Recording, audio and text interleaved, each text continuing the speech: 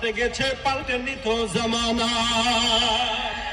এই জন্য রাসূল বলেন লা তাসুব্বুদ দাহর, তোমরা জামানাকে গালি দিও না, দেশের গালি দিও না, কারণ দেশের দোষ না, জামানার দোষ না, দোষ আমার, আমি পাল্টাইছি, আমি খারাপ, জামানা খারাপ হতে পারে। আগের মতো শান্তি তো আর এখন পাওয়া যায় না, মানুষ সব পাল্টে গেছে, পাল্টেনি তো জামানা। হয় জামানা ঠিকই আছে, মানুষ সব পাল্টে গেছে, মানুষ সব পাল্টে গেছে, জামানা ঠিকই আছে।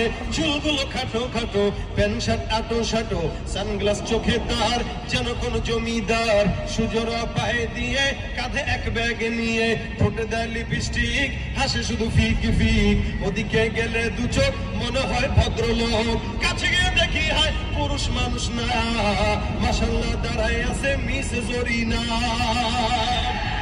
আগের মতো শান্তি তো আর এখন পাওয়া যায় না, মানুষ সব পাল্টে গেছে, পাল্টেনি তো জামানা। ঠিক না বেঠিক?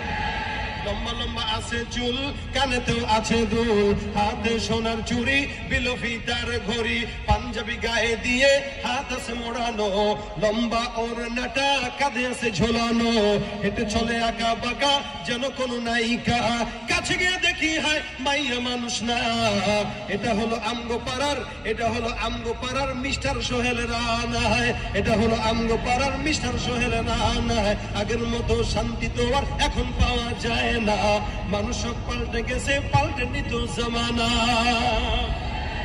মোটা বই আছে হাতে, কলমটাও আছে সাথে, পরেছে সাদা প্যান্ট, মনে হয় স্টুডেন্ট, পরনে আছে বেল্ট, গায়ে মাখে দামি সেন্ট, যায় বন্ধুরা আড্ডায়, ছিনতাই করে রাস্তায়, নেশা করে গাঞ্জা খেয়ে 8 মাস থাকে জেলে, আছে না নাই?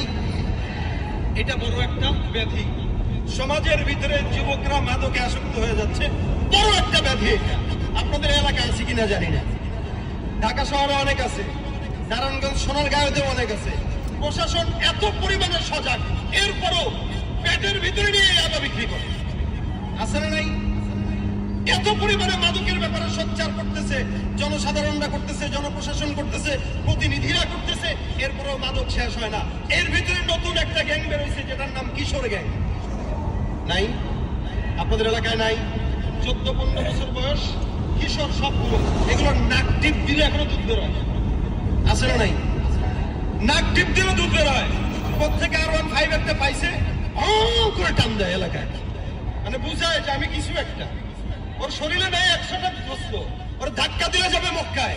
ও কিশোর গ্যাং খুলে বসছে 15-16 জন মিলে। আগে মুরব্বীদেরকে দেখলে সালাম দিত, এখন মুরব্বীরা তারা দেখলে সালাম দেয়। কেন? আমি কিশোর গ্যাং, কোন ঝামেলা হবে? আমি আছে না বাবু ভাই, আমি বাবু ভাইয়ের লোক, অথচ কিচ্ছু না।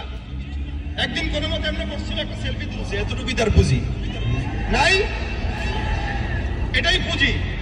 আমি বাবু ভাইয়ের লোক, বাবু ভাইরে বলে দেখেন পিঠা ধরে, কি ঠিক না? তাহলে দেখেন অবস্থা, এই যে সমাজের যুবকরা ধ্বংস হচ্ছে এই কারণে। এজন্য এই এলাকা, যেহেতু আমাদের প্রতিনিধি এখানে আছে, উনি মেহনত করে যাচ্ছেন, পাশাপাশি মাদ্রাসার তরফ থেকে মেহনত চলবে। এটা কি, যুবক যেগুলা কিশোর গ্যাং হচ্ছে, এদেরকে ধরে ধরে মাদ্রাসার ভিতরে নিয়ে আসেন, এদেরকে স্কুলের পড়ার পাশাপাশি মাদ্রাসায় আধা ঘন্টা একটা টাইম বের করে কোরআন শিক্ষার একটা কোর্স দেন। এই কোরআন শিক্ষার ভিতরে যখন লেগে যাবে, ও কিশোরী গ্যাংগিরি বাদ দিয়া আল্লাহর কোরআনের গ্যাং হয়ে যাবে ইনশাআল্লাহ। আমরা রাজি আছি না ইনশাআল্লাহ? এই যুবক যারা এখানে আসছেন, খালি আমাদের চেহারা দেখতে আর গান শুনতে আর ওয়াজ শুনতে